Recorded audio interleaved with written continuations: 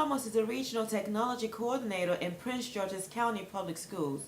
She is also a Google Certified Innovator, Google Education Trainer, and the founder of EduMatch Movement, a project that empowers educators to make global connections across common areas of interest. Sarah is a doctoral candidate in education at George Mason University.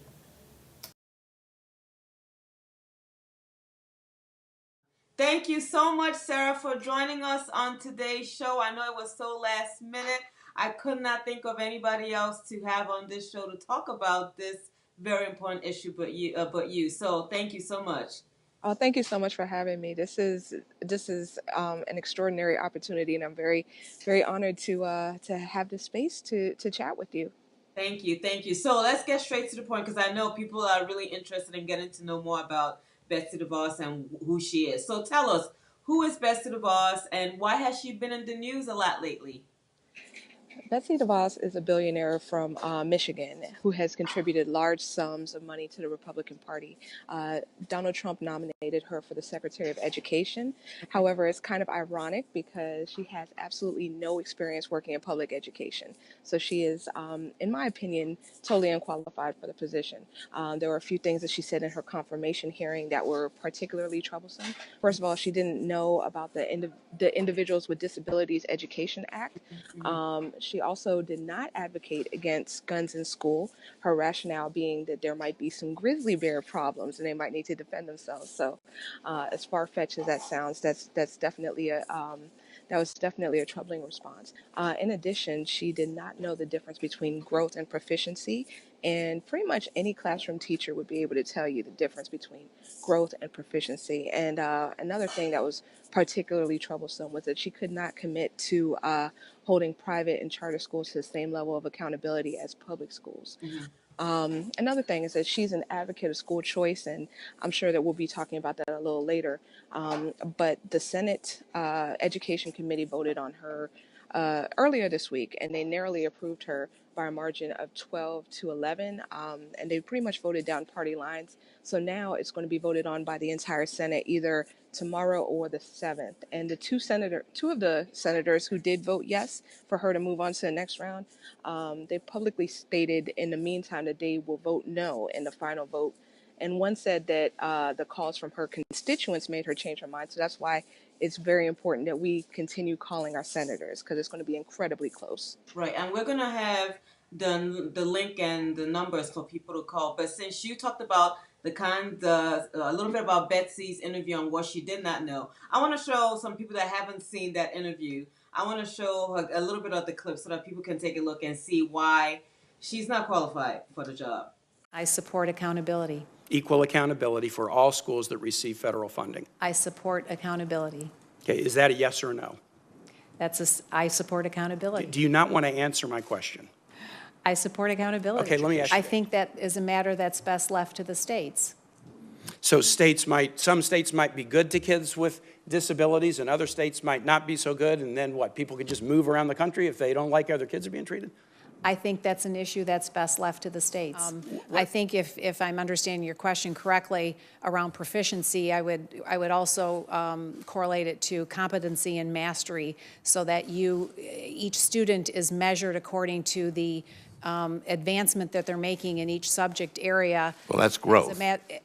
That's not proficiency. The proficiency is if they've reached a like third grade level for reading, et cetera. Well, this is a subject that has been debated in the education community for years. And I've advocated growth as the chairman, and every member of this committee knows, because with proficiency, teachers ignore the kids at the top who are not going to fall below proficiency, and they ignore the kid at the bottom who, no matter what they do, will never get to proficiency. So I've been an advocate of growth. But it surprises me that you don't know this issue. I think that's best left to locales and states to decide. If the underlying question is, you can't say definitively today that guns shouldn't be in schools. Well, I will refer back to Senator Enzi and the school that he was talking about in Wapiti, Wyoming. I think probably there, I would imagine that there's probably a gun in the school to protect from potential grizzlies. Mrs. DeVos, do you have any direct experience in running a bank? Senator, I do not. Have you ever managed or overseen a $1 trillion loan program? I have not. How about a $1 billion loan program? I have not. Okay, so no experience in managing a program like this. Have you ever taken out a student loan from the federal government to help pay for college? I have not. Have any of your children had to borrow money in order to go to college?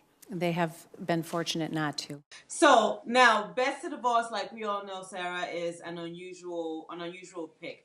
What would you say are the core requirements for this job?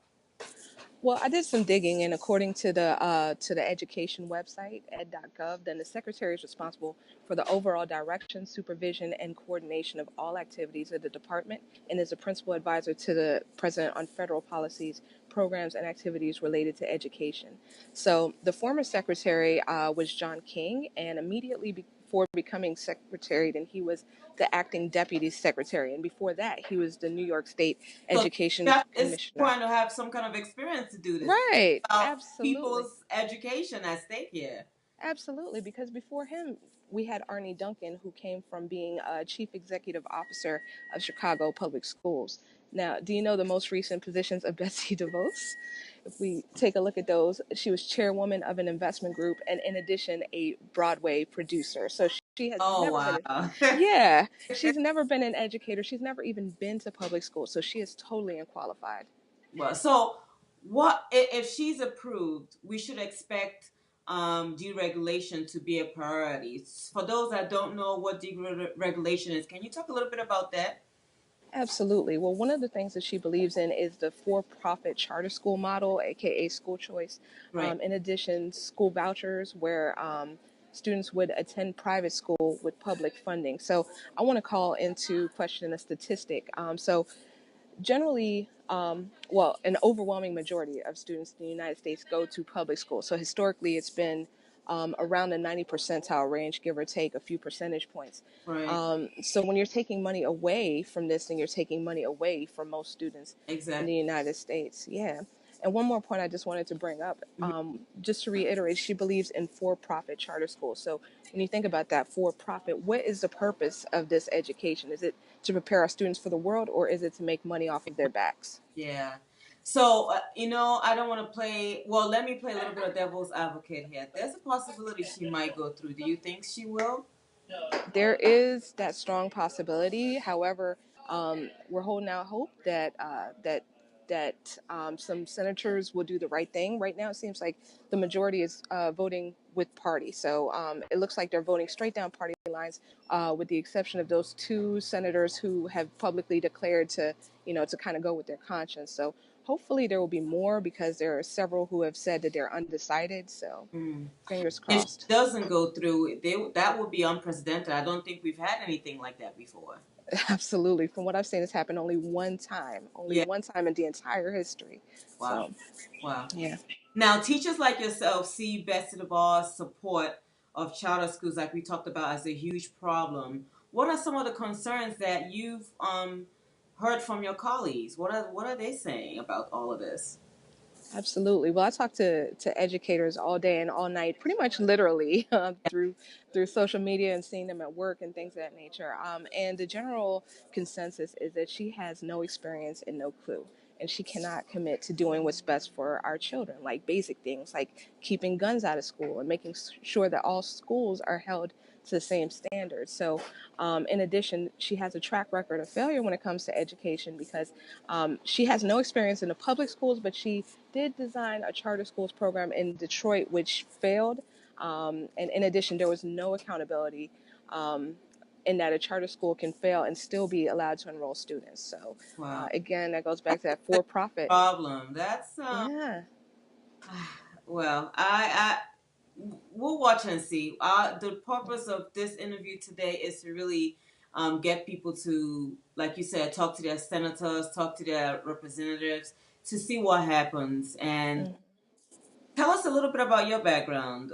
You are the founder of EduMatch, and like Yeah. the intro that I did prior to that, your profile is robust. You should be the one that should be investing for position, really.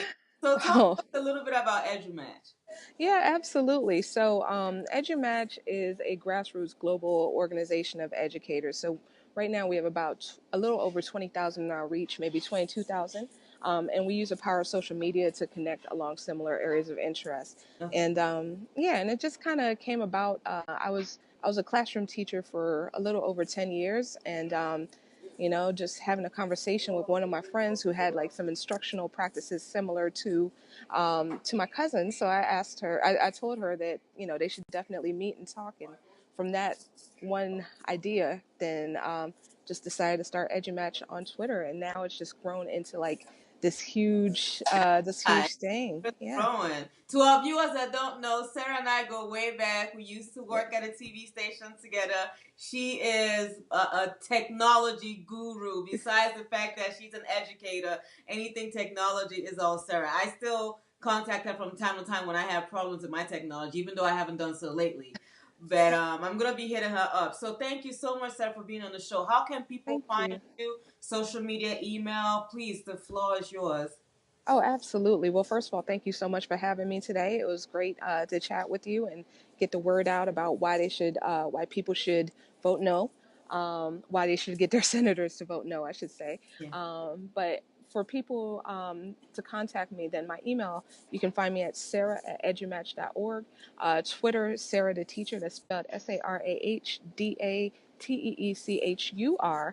On Instagram, Sarah the Human, DA Human. And the EduMatch website is edumatch.org. So any educators who might be listening, then come join our family. It's great people. And we're going to put up the link to where people can actually contact their senators after the show. We're going to put up that link. Thank you so much, Sarah. And to our viewers, remember, this is not the time to tune out the news. You have to be informed. And this is what the news is for OB, with OBs here. Our whole mission and goal is to keep you informed but not inundated. So keep coming back to see what we have going on. Thank you so much, Sarah. All right. Thank you, OB.